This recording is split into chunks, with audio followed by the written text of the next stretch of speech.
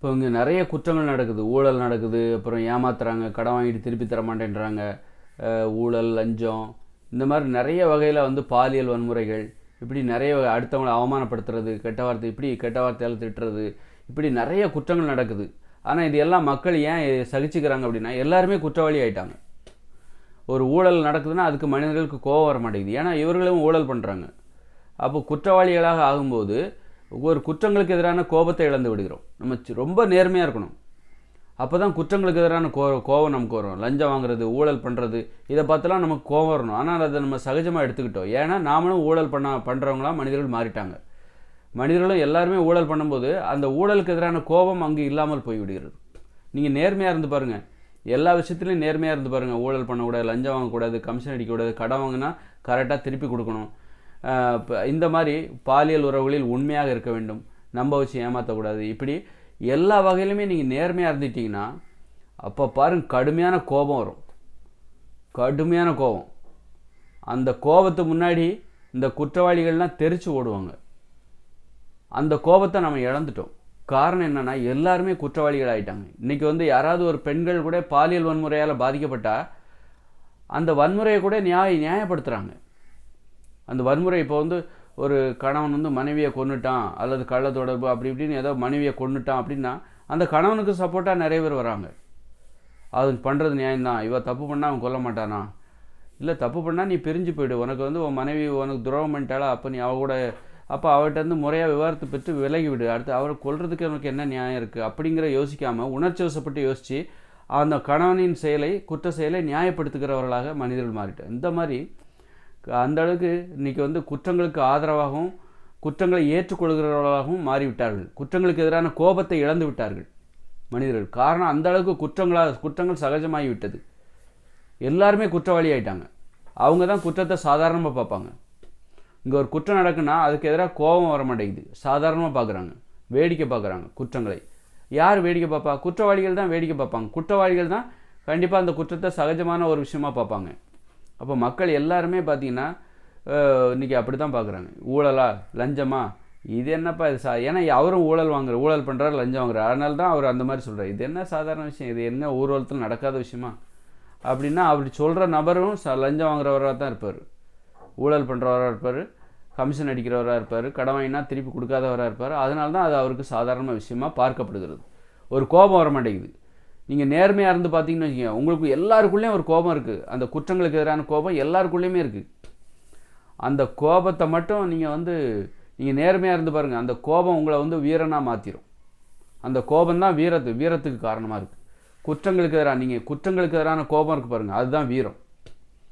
அப்போ அதுக்கு நீங்கள் நேர்மையாக இருக்கணும். பண விஷயத்தில் நேர்மையாக இருக்கணும், உறவுகளில் நேர்மையாக இருக்கணும், பாலியல் உறவுகளில் மனைவிக்கோ கணவனோ ஒருவருக்கொருவர் உண்மையாக இருக்கணும். இதுதான் நேர்மை. பண விஷயத்தில் நேர்மையாக இருக்கணும். அப்புறம் தொழிலில் நேர்மையாக இருக்கணும். அநியாயமாக கூலி வாங்கக்கூடாது, அநியாயமாக கட்டணங்கள் வாங்கக்கூடாது, அநியாய விலைக்கு விற்பனை செய்யக்கூடாது, கலப்படம் செய்யக்கூடாது. இப்படி நீங்கள் நேர்மையாக இருந்து பாருங்கள். நேர்மையாக இருந்துட்டிங்கன்னு வச்சுக்கோங்க, உங்களுக்கு வரும் பாருங்கள் ஒரு கடும் கோபம். அது மாதிரி நேர்மை. பணம் சம்பாதிக்கிறதுல அளவுக்கு அதிகமான நேரம் உழைக்கக்கூடாது, அதான் நேர்மை. நான் 18 மணி நேரம் என் தொழிலில் உழைக்கிறேன், அது நேர்மை கிடையாது. 8 மணி நேரம் உழைக்கணும். நீ 18 மணி நேரம் உழைக்கும்போது இன்னொருத்தருடைய உழைப்பையும் சேர்த்து நீ உழைக்கிற, இன்னொருத்தருக்கு வேலை இல்லாமல் போயிடுது. 8 மணி நேரம் உழைச்சாதான் இன்னொருத்தர், நீ 18 மணி நேரம் உழைக்கிற அப்படின்னா இன்னொருத்தரோட 1.5 வேலையை நீனே சேர்த்து செய்கிற. அதனால் பலருக்கு வேலை இல்லாமல் போகுது. எப்படி இன்னும் அளவுக்கு அதிகமாக நீ சாப்பிட்டா அது அடுத்தவருடைய உணவுன்னு சொல்கிறாங்களோ, அதுபோல் அளவுக்கு அதிகமாக உழைச்சா அது அடுத்தவர்களுடைய உழைப்பாக இருக்கிறது. அடுத்தவர்களுக்கு வேலை இல்லாமல் போகிறதுக்கு நீ இதுதான் காரணம். அந்த மாதிரி பண விஷயத்தில் ரொம்ப நேர்மையாக இருக்கணும். அப்போ தான் உங்களுக்குள்ள அந்த ஒரு குற்றங்களுக்கு எதிரான கோபம் இருக்குல்ல, அது வெளியில் வரும். அப்போ தான் உங்களுக்கு தெரியும், ஓ நமக்குள்ளே இப்படி ஒரு கோபம் இருக்கா, நாம் இப்படிப்பட்ட ஒரு ஆளா அப்படிங்க. உங்களை பற்றியே உங்களுக்கு ஒரு பெருமையாக இருக்கும், ஒரு வீரம் வரும். ஒரு வீரனாக உங்களை உணர்வீர்கள், வீரம் நிறைந்தவராக உணர்வீர்கள். அது ஆண்களாக இருந்தாலும் சரி, பெண்களாக இருந்தாலும் நேர்மையாக இருக்கணும். அதுபோல் பெண்கள் வந்து வேலைக்கு போகணும், குடும்ப பொருளாதாரத்தை சரிசமமாக பகிர்ந்துக்கணும், ஆடம்பரமாக செலவு பண்ணக்கூடாது, ஏமாறக்கூடாது. இந்த மாதிரி வரதட்சணை, ஆடம்பர திருமணம் சொல்லி ஒரே நாள் கூத்துக்காக பல லட்ச ரூபாயை செலவு பண்ணுறது, அந்த பல லட்ச ரூபாயை சம்பாதிக்கிறதுக்காக பல வருடம் கஷ்டப்பட்டுருவாங்க, பல வருட உழைப்பை ஒரே நாள் செலவழிச்சிருவாங்க. இந்த மாதிரிலாம் இதெல்லாம் ஏமாளித்து, இதெல்லாம் குற்றம். இது அப்போ உங்களுக்கு குற்றங்களுக்கு எதிரான ஒரு கோபமே வராது. இப்படி தான் மக்கள் குற்றம்னா என்னது, திருடுறது அப்படி மட்டும் கிடையாது. நீ ஆடம்பரமாக வாழ்கிற அப்படிங்கிறதே ஒரு குற்றம்.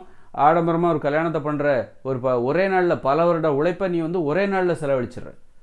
இந்த ஒரு நாள் செலவழிக்கிற ஒரு கல்யாணத்தை 10-15 லட்ச ரூபா செலவு பண்ணுற, அந்த 10-15 லட்ச ரூபாய் சம்பாதிக்கிறதுக்காக நீ பல வருடம் கஷ்டப்படுற, வாயை கட்டுற, வயிற்ற கட்டுற, ஊட்டச்சத்து நிறைந்த உணவுகளை சாப்பிட மாட்டேன்ற. ஆனால் என்றைக்கோ நடக்கிற ஒரு நாள் கல்யாணத்துக்காக பல லட்ச ரூபாய் சேர்த்து வைக்கிற, ஒரே நாளில் செலவழிச்சிடுற. அப்போ அதுவே ஒரு குற்றம் தான். உன் உழைப்பெல்லாம் அர்த்தம் இல்லாதாக்க, உன் உழைப்பே நீயே கேலி பண்ணிக்கிற, பல வருட உழைப்பை நீயே வந்து ஒரு கேலி பண்ணுற மாதிரி தான் இருக்குது. அதனால் இப்படி குற்றங்கள்லாம் செய்யாமல் எளிமையாக வாழணும். எளிமையாக வாழ்கிறது தான் நேர்மையான வாழ்க்கை. அந்த மாதிரி நேர்மையாக வாழும்போது, குற்றங்கள் செய்யாத ஒருவராக நாம் இருக்கும்போது, உணவுகள்லேயும் குற்றங்கள் செய்யக்கூடாது. உணவு கட்டுப்பாடு. நீங்கள் பரோட்டா சாப்பிட்றீங்கன்னா அது ஒரு குற்றம், வெள்ளைச்சீனி சாப்பிட்றீங்கன்னா அது ஒரு குற்றம். உங்கள் உடல் பருமன் அடைவதற்கு காரணமான அந்த சோறு, பூரி, பொங்கல், இதெல்லாம் சாப்பிட்றா அது ஒரு குற்றம். அது இப்படி உணவுகளில் உள்ள குற்றத்தை இல்லாமல் செய்து உணவுகளில் ஒழுக்கமாக இருக்க வேண்டும். இப்படி எல்லா வகையிலுமே ஒழுக்கமாக இருக்கணும். கணவன் மனைவி உறவில் ஒழுக்கமாக இருக்கணும், உண்மையாக இருக்கணும்.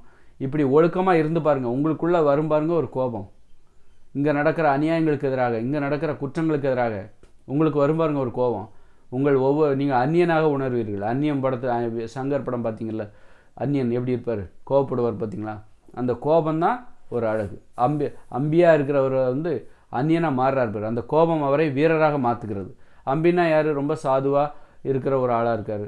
அப்புறம் அவருக்குள்ள அந்த அந்நியங்களுக்கு எதிரான கோபம் அவரை ஒரு அந்நியனாக வீரராக மாற்றுது பாருங்கள். இப்படி ஒவ்வொருத்தரும் அந்நியனாக நம்ம மாறணும். அதுக்கு நம்ம நேர்மையாக இருக்கணும்.